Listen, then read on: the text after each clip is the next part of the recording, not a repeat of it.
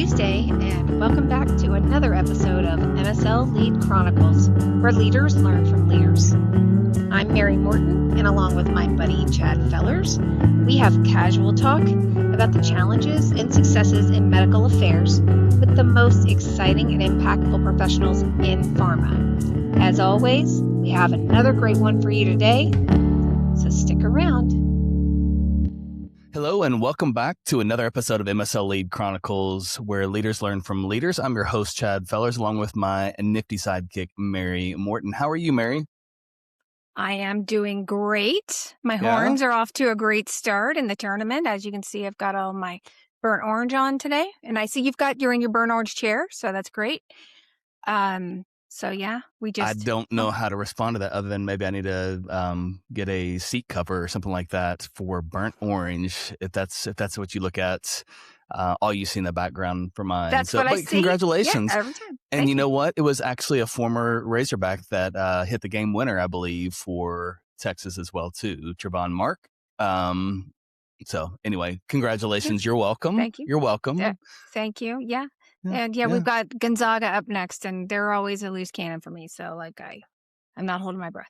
What's in a name? Well, it's always a fun time of year. Did you make a bracket this year? I did not, because by the time my son and Bill told me it was time to make a bracket, where's your bracket? They'd already made theirs, and we were already partway through the first game.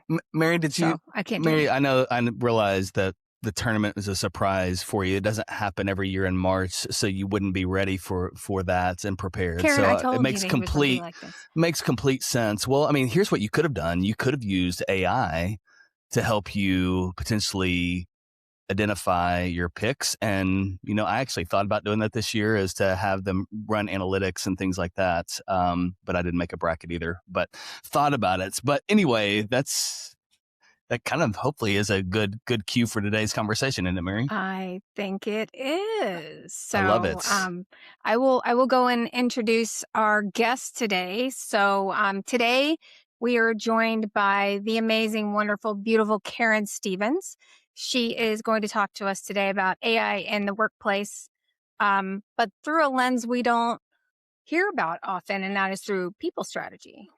So Karen is a strategic people executive, future of work architect with more than 2 decades of experience with organizations such as Accenture and Syneos Health. She's led large-scale talent transformation initiatives. So she's architected global programs that have impacted hundreds of thousands of employees. And she's actually been exploring how AI, especially agentic AI, will fundamentally change how work is getting done. She's also the creator and host of Future Ready. That's a video series that explores AI's impact on the workforce. Actually, her most recent conversation, we'll get into that in a minute, but is really, really interesting.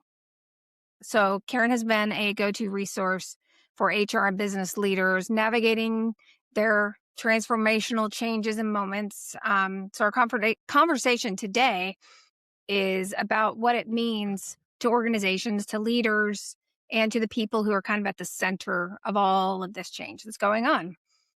So Karen is actually based in the most amazing city in all of the world, Little Rock, Arkansas? Austin, Texas. Oh, okay. Where she lives with her husband, her 2 dogs, and they are currently enjoying their empty nester life. So welcome to the show, Karen. Thank you. I'm really glad to be here. Me too. So as always, we have some hot seat questions. Give our audience a little bit of a chance to get to know you, and some through quirky questions. But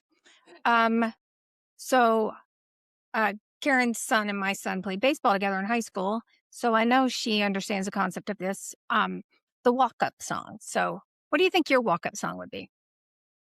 What would my walk-up song be? I think I think depending on the context, there would be different walk-up songs, but I think I'm going to go with "Ray of Light" by Madonna. It's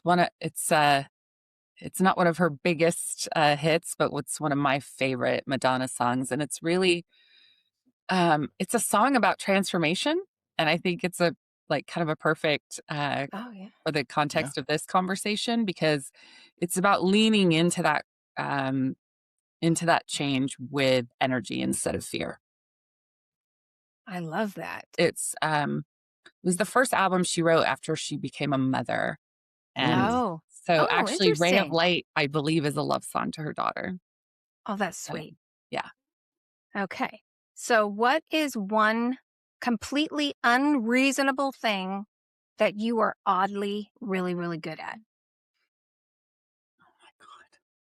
Mary, I know. I love unreasonable this thing that question. How I'm come you really never asked me this, Mary? That's fun. what Because, unreasonable well, I'll thing tell am you I later. really good at? All right.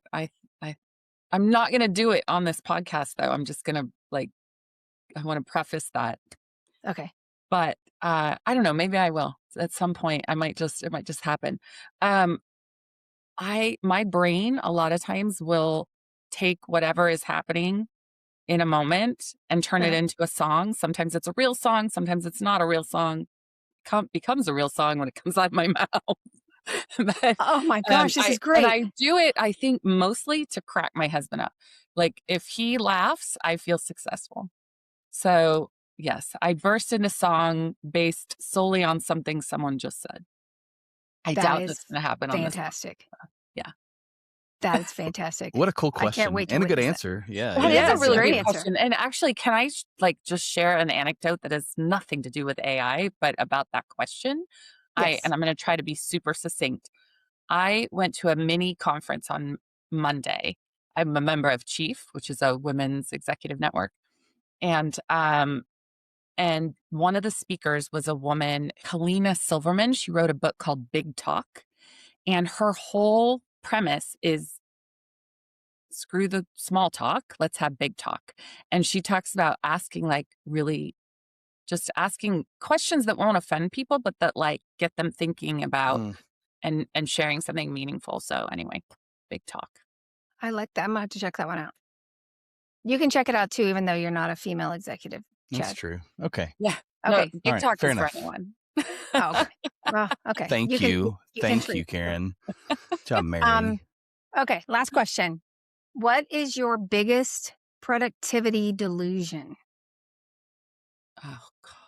That I can get everything done like I yes, my biggest productivity delusion is thinking that um something is going to take X amount of time when it Mm. actually takes XYZ amount of time. But I will tell you that AI has been a huge help to me in this area. Oh, But wow. yes, I always am entirely too optimistic about how long something is going to take.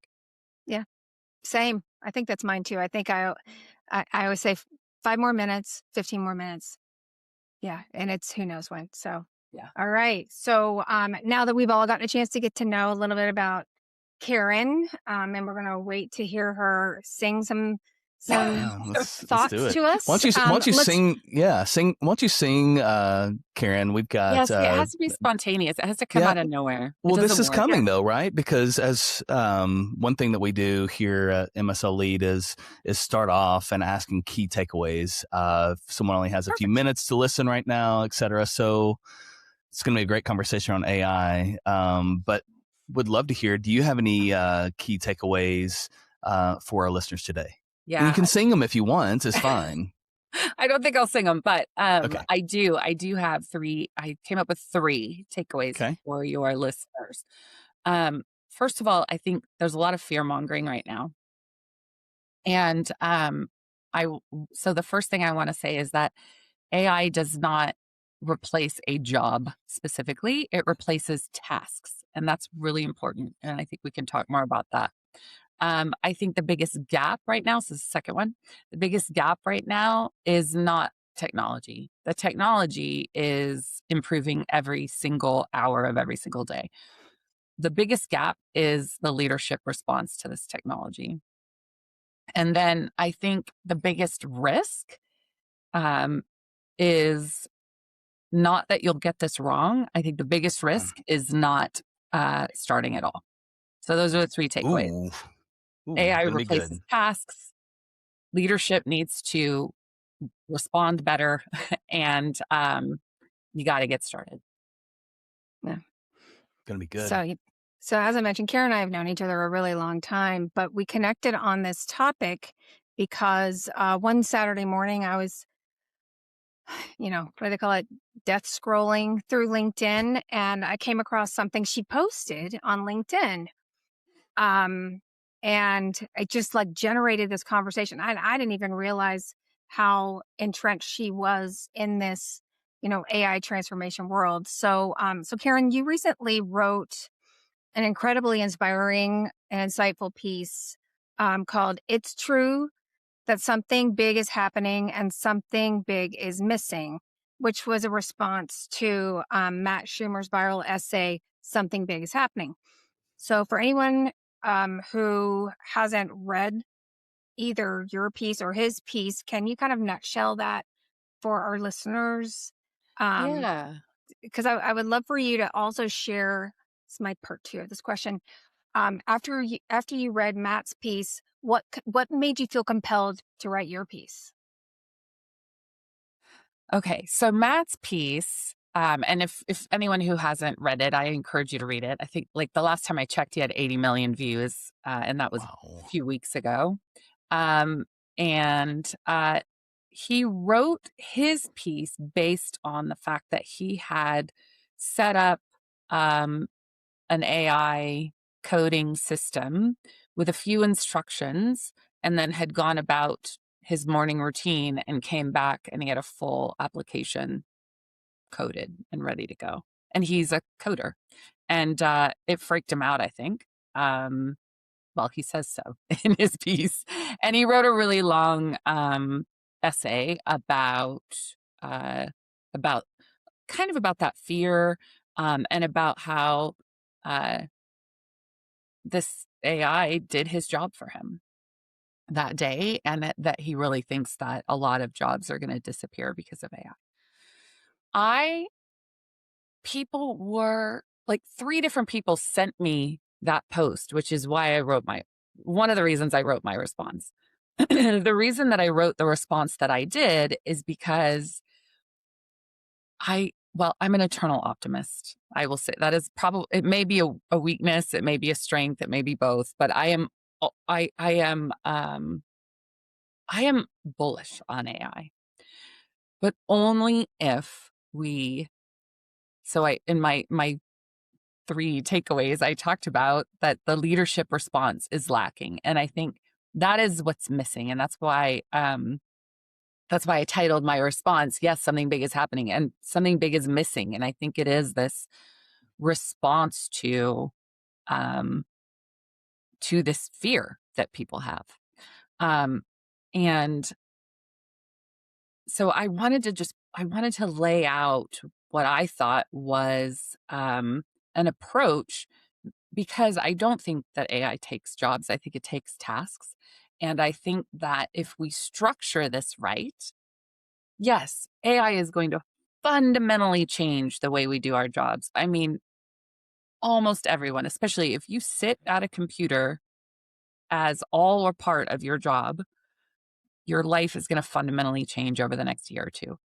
Absolutely. But I think that um, the anecdote to this fear of everyone's going to lose their job is really looking at what is uniquely human that AI cannot do and is going to have a very, very hard time replicating. Hmm. Right. And so I think judgment, leadership skills.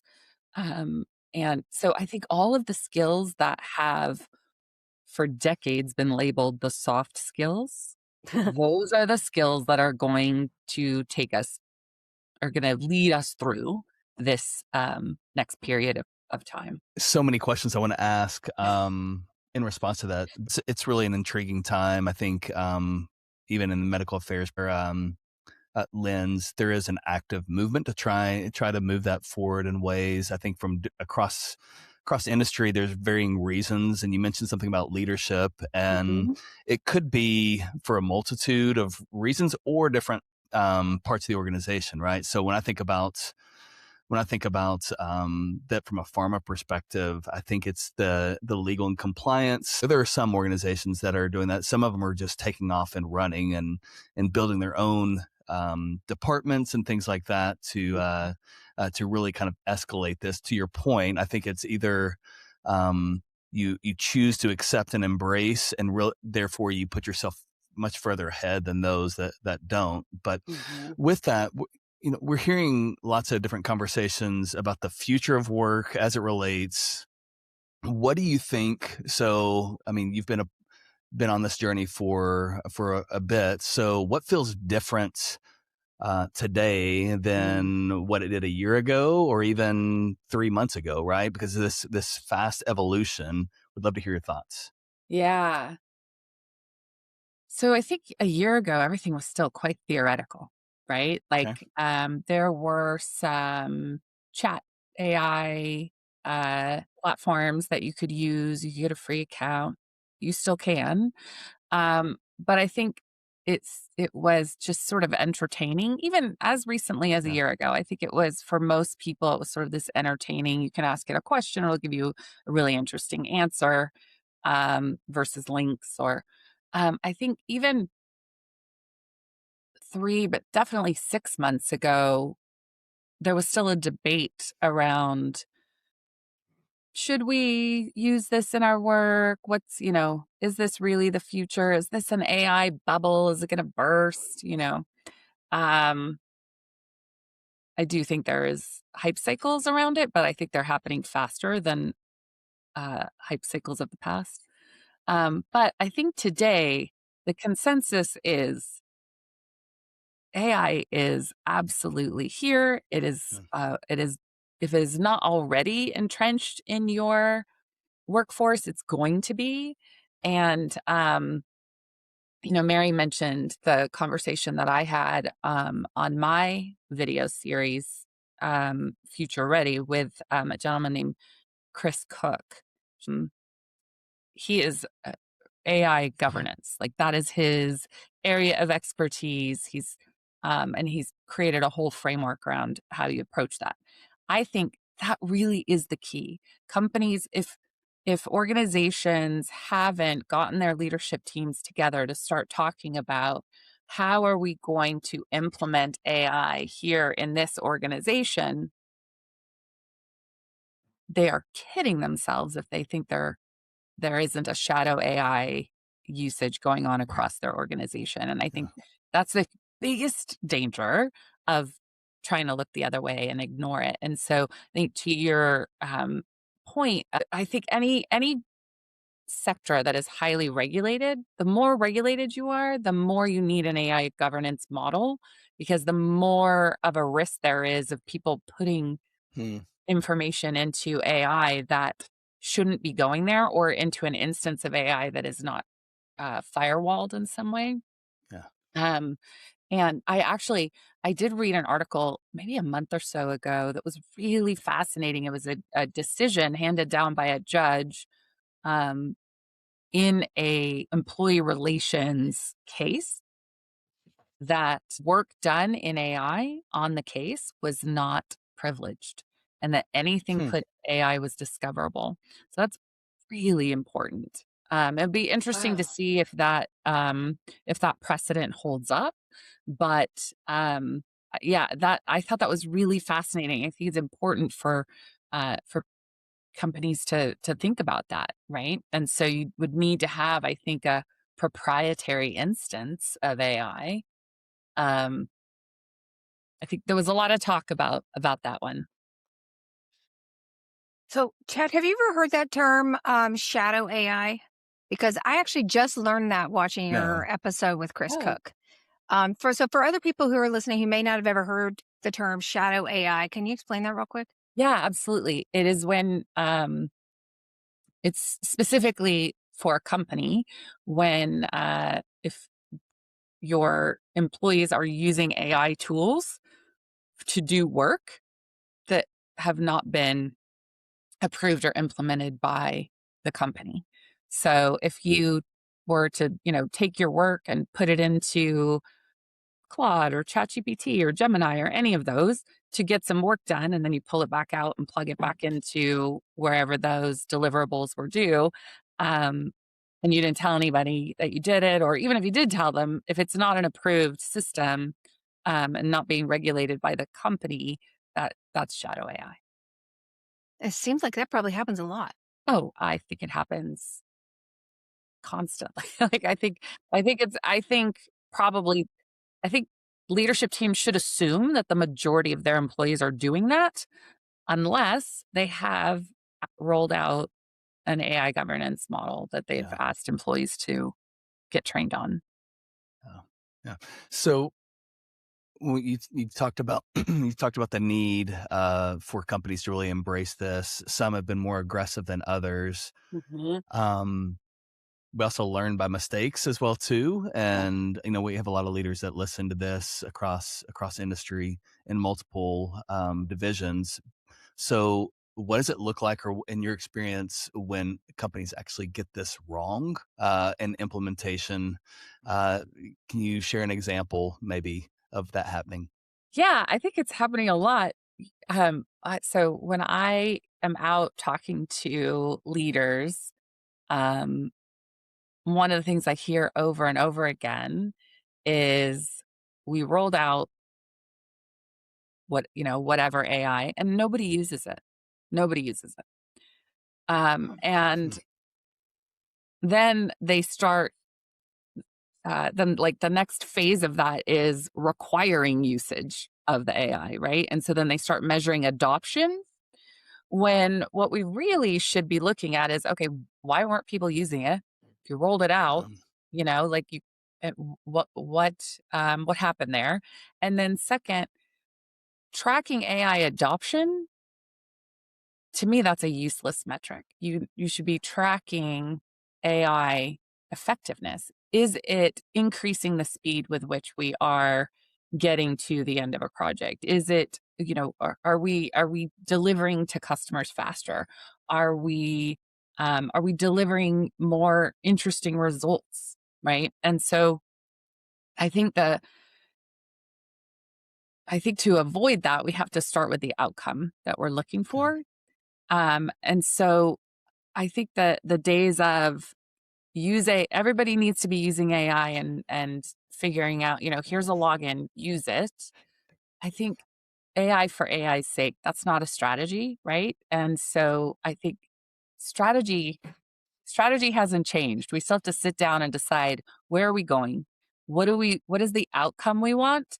And then let's work backwards from that, of how we're going to use AI. So that's one thing. I think just expecting people to use AI for AI's sake is a big mistake. Um, and tracking adoption is, to what end? I don't get it. So, do you think that there's, well, I'm just saying this because I'm asking it rhetorically because I know it's true, like a sense of fear with a group of um, people, maybe it's based on their generation or whatever, that um, either it's going to do things I don't want it to do, or it's too complicated, so I'm not even going to try. That leadership can do to improve adoption. I mean, I know we should be tracking adoption, but if people aren't adopting it, then Yeah. you're not going to have anything to measure for Yes. outcome and productivity or whatever. Like, how can a lead, how can leaders effectively overcome that? Yeah. I think by talking about it, right? Like, I think really talking about, even if the outcome is, hey, we don't exactly know how AI is going to change the way we work, and we need your help figuring that out. So, giving people a tangible outcome that they're working towards, giving them gates, right? So, change management has not changed, and communication and having conversations about AI, instead of just hoping that people will not be afraid of it. So, I think that the one of the single most important things that leaders can do to alleviate fear, no matter the age of the workforce. I know that I think different generations are approaching it in different ways, but everyone is worried about it. You know, Mercer actually came out with some stats that um, the percentage of people that have a deep fear that AI is going to take their job has jumped from, I think, 26% to nearly 50% of people. So addressing that fear head on is the way to lead through this. And even if the outcome that we're sharing with our people is, I'm not entirely sure how AI is going to change the way we work, but I know that it is going to, and I need your help helping me figure that out. And to assure people that AI replaces tasks, it doesn't replace people, and that we need your help in figuring out how we're going to use this new tool. And the other thing that I think is really important here is to help people understand that we may want to completely rethink how a process transpires. We were talking before about things that companies might be getting wrong. I think another thing they get wrong is looking at the way work gets done today and then just trying to get AI to do it. Yeah, that was going to be a follow up question for you. Go ahead. Yeah, Go well, ahead, I Karen. think, and I think that's important, right? That AI might have a much better way, right? So I think always focusing on the outcome. What is the business outcome you want to achieve? And then working with your people to figure out how AI might become an effective tool in getting to that business outcome. I don't want to come across as too Pollyanna. Like, I do think that the way work gets done is going to fundamentally change. And I do think there will be jobs lost, but I think there will be new jobs as well. That's how it's been for generations, right? Mhm. As automation comes in, and one of the things I think you had said in your article that you wrote was, that AI is going to become your work partner, your coworker. Yeah. Um, and Chad always says AI is not artificial intelligence. It's what?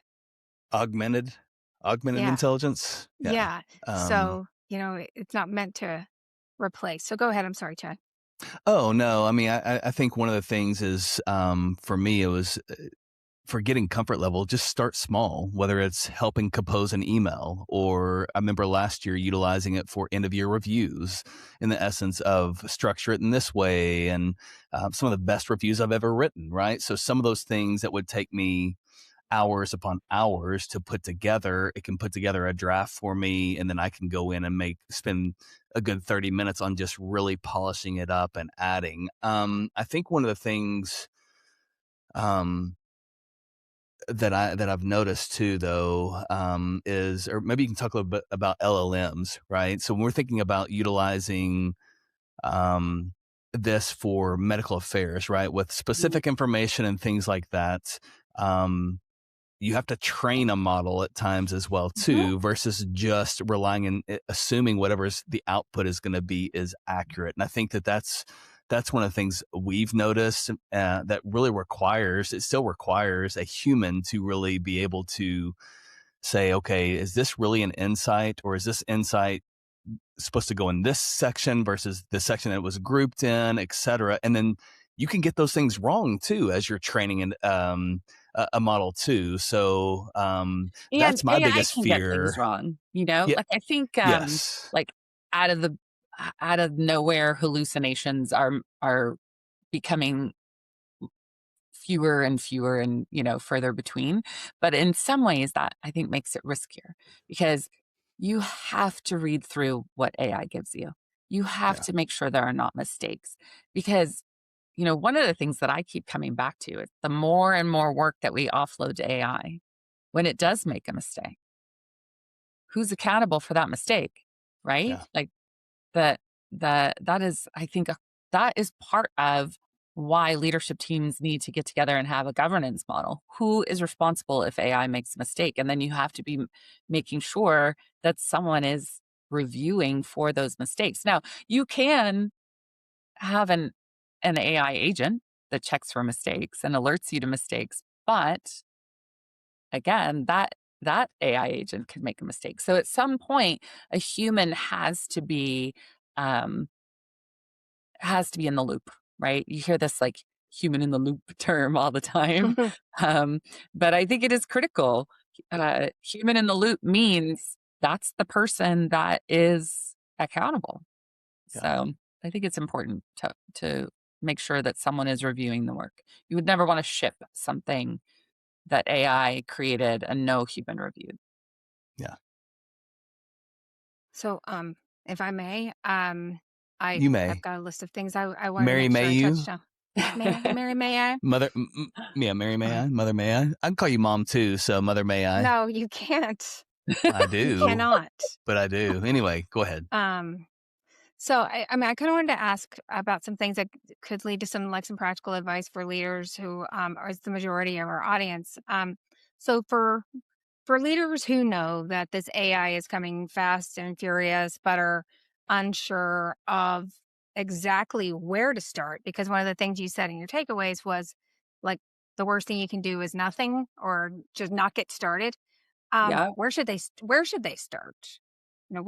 What should they stop doing and start doing Yeah. utilizing AI? I think so. For one thing, the first thing that leaders should do is start talking about it, like having pulling groups of leaders together. I think having conversations with your head of people, with your head of cybersecurity, with legal, and having a conversation around how are we thinking about AI governance and, and the use of AI in our organization. So that's one thing.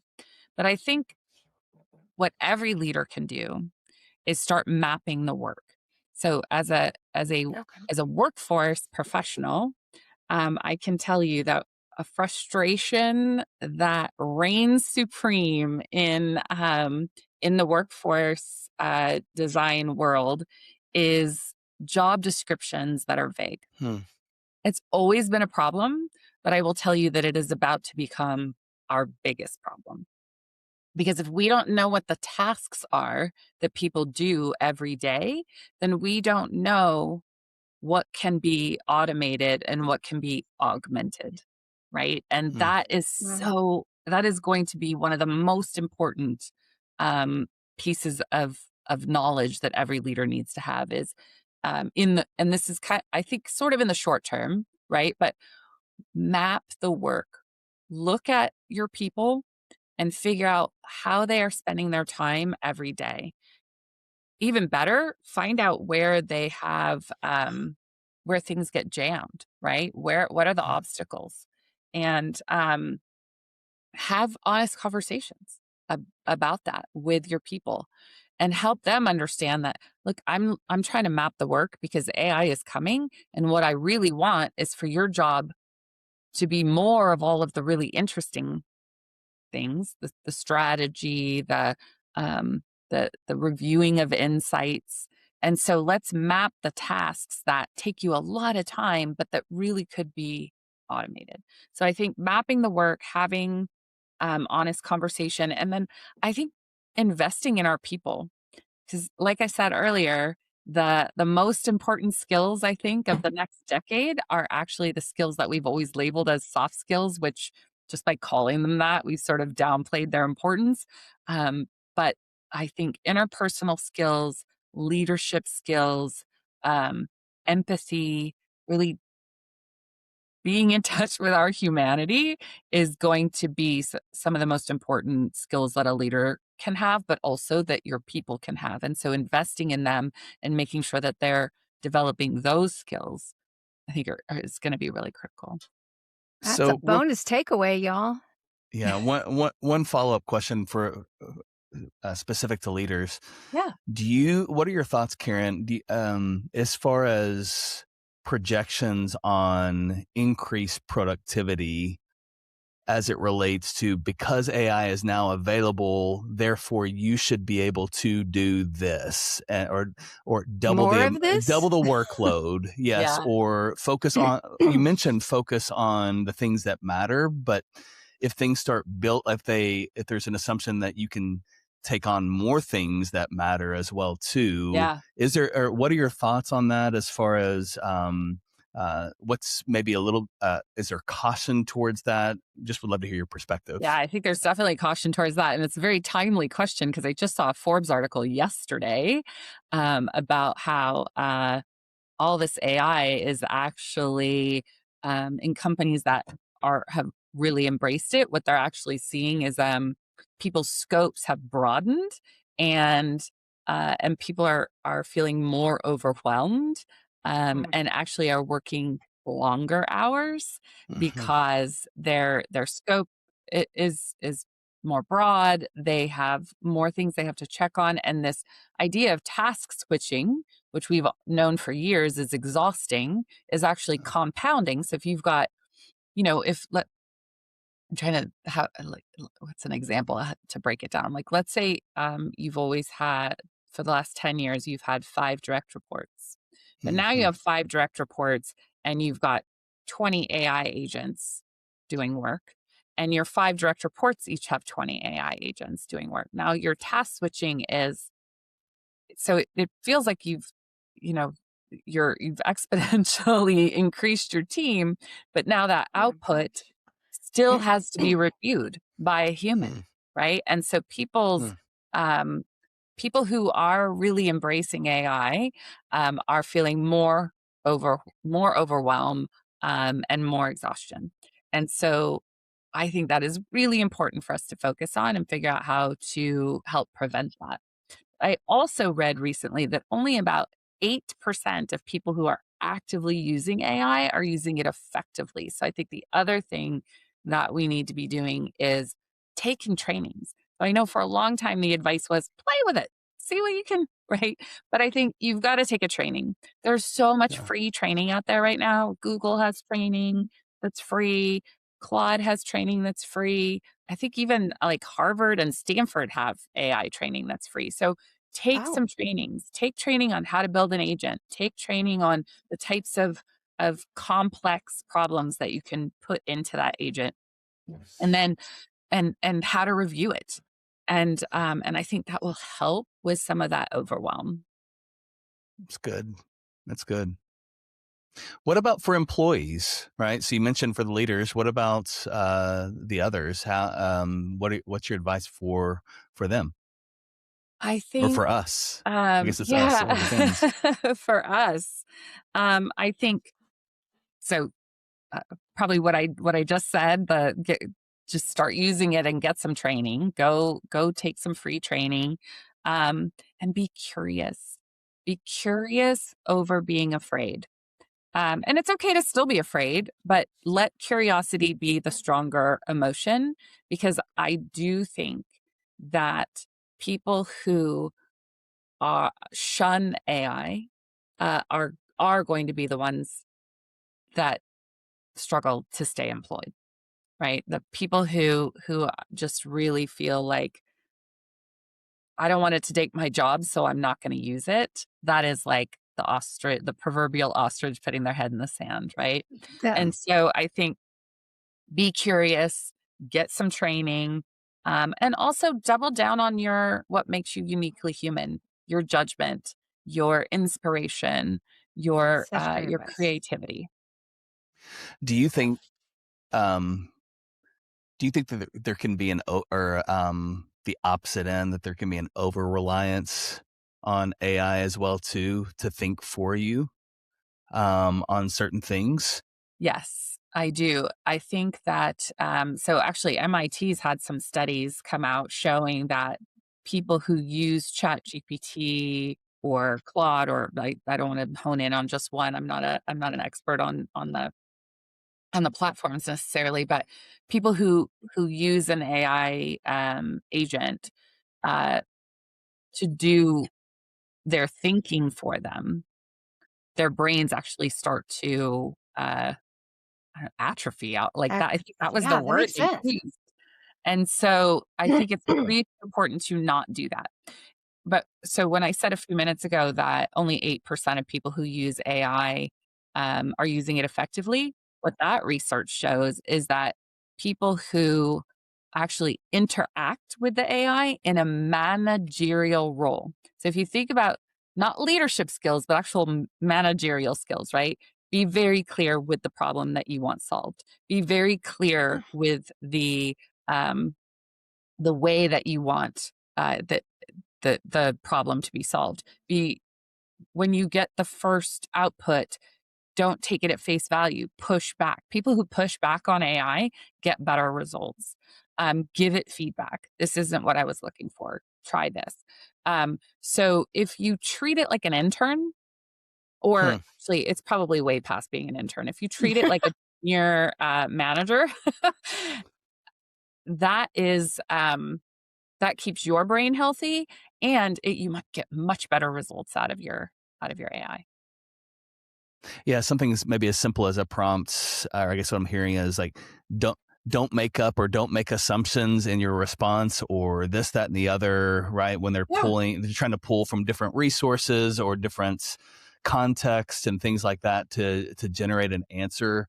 There there have to be ways that's to your point, that you have to leverage what you know, and see if this is really true. Even if you don't know the answer, I know you're going to that to find the answer, but there have to be ways to make sure that you still have to poke holes, right? right. To before just assuming it as the truth, right? Because a lot of these things could be what's been fed into it as well too. That's right. Yeah. Opinion components and things like that. So it's an exciting time, I think, It but is. for me, I found myself where I've gone too far in ways as far as, hey, just tell me what the answer is on this or how to do this instead of, and then finding out the answer is not necessarily the right one and having to step back and say, okay, help me think through this as plausible scenarios. Mhm. That way I'm thinking about the entire gamut of things beyond just the one context that I have. I think that's where I've found found AI to be useful for me when it comes to trying to identify an answer. Yep. Is just think about the different scenarios. Yep. And I loved what you said about, treat your whichever tool you're using as if you're their manager. Yes. And I mean, the I, I really think that the way forward, at least in the short term, next couple of years, is applying managerial skills to AI and leadership skills to your humans. you just spoke his language. That's Yeah. how he separates that. Yeah, for sure. I'm sorry. Go S- ahead. s- So this has been great, and we're getting close to wrapping things up. But just can you comment around um, cross functional ownership? And so thinking about organizations where there's a clear dividing wall, but maybe leadership wants to see the full picture, but yet it doesn't need a cross. They don't need a cross, et cetera. Your thoughts on um, the number of people that should help manage that, or the process, or even caution? What any kind of comments around that where there is a clear division of information that needs to be segmented within an organization? Yeah. I think that this has to be a team effort. So I think that obviously you've got to have your cybersecurity leader in the Right. conversation. You've got to have legal in the conversation, and compliance. You've got to have like finance is so important to this conversation. What I really want to encourage companies, and yes, I'm biased, but I also think I'm right on this. But I think your head of people has to be part of this conversation, because as soon as you start talking about the um, the way work will be changing, you are impacting the people. And I also think that as we evolve more and more toward AI being almost more like a teammate than a tool, right? Um, it really becomes sort of a workforce. Um, there's a workforce management component here. Org charts are going to change. Job Yeah. descriptions are going to fundamentally change. And so I think um, all of these people have to be in the room together. Head of people, head of cybersecurity, head of legal, head of compliance, um, all of these folks having a conversation about where do we want to go? Where do we want to see our business um, wind up in? It's the same strategy conversation, but how do we apply AI to that strategy? I think is Mm. so important. And then really that conversation with the people, right? So I think that to circle back to your actual question, really everyone's got to have a voice. And the beautiful thing with AI is you can kind of pull those voices together, right? You don't necessarily all need to be in the same room. But I do think the leadership team needs to be in the same room. I'm already thinking, Mary, about this. Just even you meant, or well, Karen, you mentioned around how job descriptions change. I'm just thinking about one of an interview questions when having those conversations about maybe the general question around how do you tell me about how you prioritize tasks or things like that, as far as turnaround times, etc. I mean, a response being included where the person actually leverages AI for these others so they can task D and E so they can focus on A, B, and C, right? That's going to be really interesting, and I think will be telling of the applicant, right, about their flexibility, their adaptability, and continuing to push forward. So, just a little tidbit for managers to be thinking about or leaders to be thinking about as they're interviewing and listening, for acceptance of change, which is key. You talk about curiosity. I think that's the number one trait. Being able to be adaptable is certainly another one, and learning about experiences with that. So, Karen, this has been really good. So as we wrap up, can you just one final thought around what we need or should do to encourage or even improve AI adoption? Um, I think at its core, be human about it, right? Have the conversations, help people make that leap, understand that people have fear and help them see the vision, help them get curious, and help them understand that AI replaces tasks, not people. It's great. Or listen to your podcast as well too, and other resources, right, to help increase confidence. Right? That's no longer an excuse. There's resources out there to help us in our journey. Yeah.